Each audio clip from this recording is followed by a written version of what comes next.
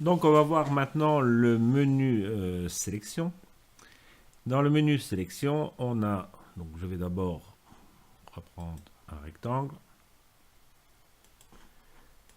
Je viens d'abord faire une sélection et dans la sélection, je vois que je peux faire tout sélectionner. Donc ça veut dire qu'on sélectionne toute l'image. Au contraire, on fait désélectionner par CTRL D. Ça, on l'avait déjà vu sur une précédente vidéo. Donc, soit on vient dans le menu ici désélectionner ou on retient le raccourci clavier CTRL D. Ensuite, on peut faire resélectionner. Donc, j'avais toute l'image qui était... Donc, il enregistre toujours la dernière sélection.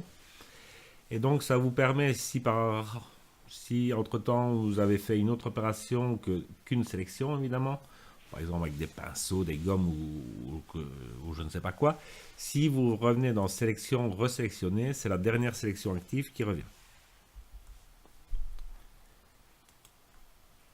Ensuite, si je trace ici une nouvelle sélection,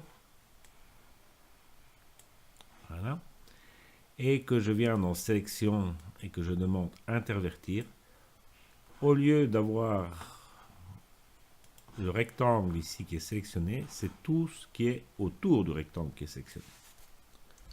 CTRL Z et CTRL D.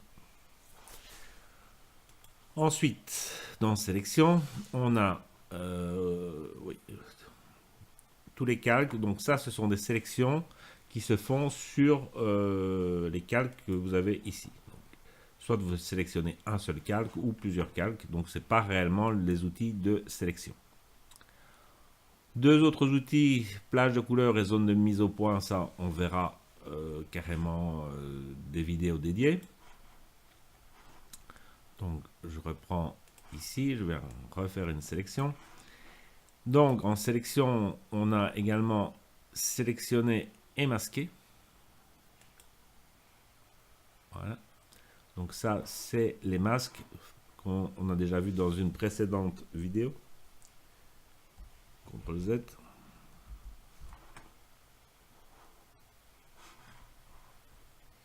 Et surtout que ça ouvre également le menu, excusez-moi, je ne l'avais pas vu, le menu sur le côté qui va vous permettre d'améliorer les sélections. Et ça, c'est un gros morceau qu'on va devoir attaquer par après.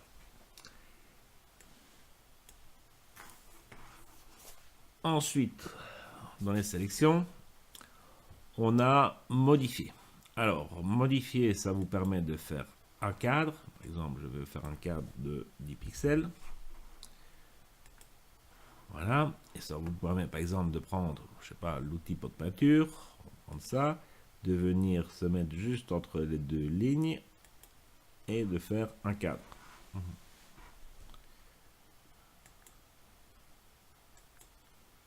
Attention que l'outil pot de peinture, donc normalement, ne remplit que les pixels qui ont plus ou moins la même couleur.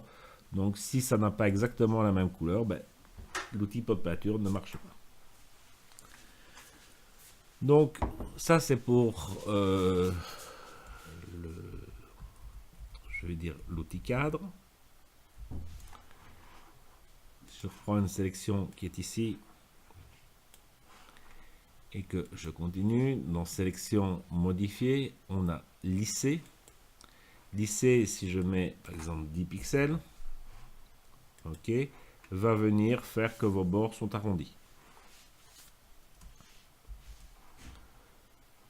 Sélection modifier, dilater. Par exemple, si je mets 20 pixels de plus, le cadre s'agrandit de 20 pixels à peu près dans tous les sens.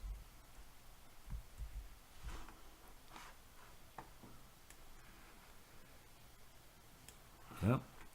Au contraire, on a dans modifier, on a contracté ou on va dire que vous diminuez d'un certain nombre de pixels la sélection. Le contour progressif, c'est tout simplement, au lieu d'avoir une limite nette dans la sélection, on aura une limite qui va vers le flou sur une distance que vous définissez. Par exemple, on peut définir, par exemple, 15 ici, pixels, ok. Ici, on ne voit rien. Mais si je prends ceci, vous voyez qu'on a donc un dégradé dans la sélection.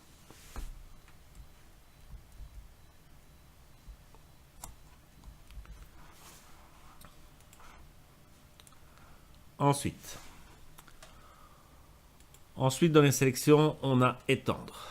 Étendre essaye, suivant le contraste ou la couleur, de prendre tout ce qui a plus ou moins la même couleur sur l'image.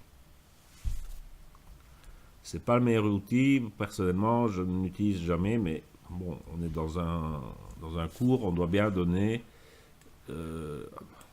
toutes les informations. Sélectionner, ensuite on a généralisé, donc là c'est plus ou moins le même outil, mais qui prend, je dirais, un peu plus.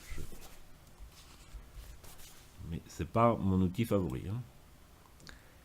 Ensuite, on va encore refaire ici une sélection. Le mode masque, on en a déjà parlé dans une vidéo précédente. Récupérer la sélection et mémoriser une sélection. Donc si je mémorise une sélection, je peux lui dire que le document, je crée une nouvelle couche que je peux appeler nouveau et je mets ça dans le nom framboise. Ouais. Ok. Alors, ça vous permet à tout moment de faire sélection, récupérer la sélection. C'est-à-dire que si je désélectionne, je fais un CTRL D, je fais sélection, récupérer une sélection. Là, on va prendre framboise et OK.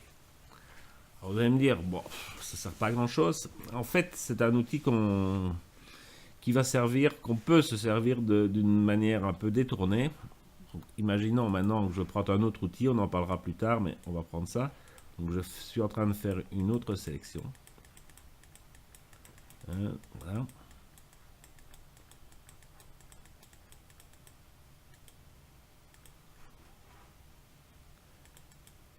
Donc j'ai ici une autre sélection et je reviens dans sélection et je fais mémoriser la sélection. Et la couche, vous voyez, c'est nouveau. Et en fait, je ne vais pas dire que c'est nouveau, c'est framboise. Et je vais dire que j'ajoute à la couche. Ok. Donc on va faire un CTRL D. Et cette fois-ci, quand je fais faire sélection et que je viens récupérer la sélection, que je prends évidemment framboise et que je mets OK. Non seulement on avait mon rectangle de départ, mais on a ajouté ma nouvelle sélection. Donc grâce à cette astuce, on va pouvoir s'amuser à sélectionner certaines parties d'une image de manière différente. C'est-à-dire que je pourrais prendre par exemple l'outil lasso pour sélectionner une partie, l'outil rectangle pour une autre et d'autres astuces pour par exemple, on aurait des cheveux d'une personne à faire. Il y a certaines méthodes de détourage qui marchent mieux pour les cheveux. Par contre, pour la peau, on pourrait accepter que c'est tout simplement la baguette magique qui marche le mieux.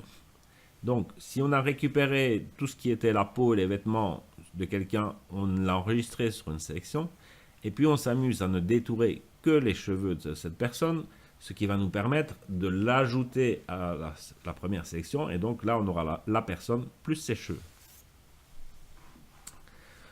Donc voilà pour le menu sélection. Extrusion 3D, c'est quand on travaille en 3D, donc je n'en parle pas ici.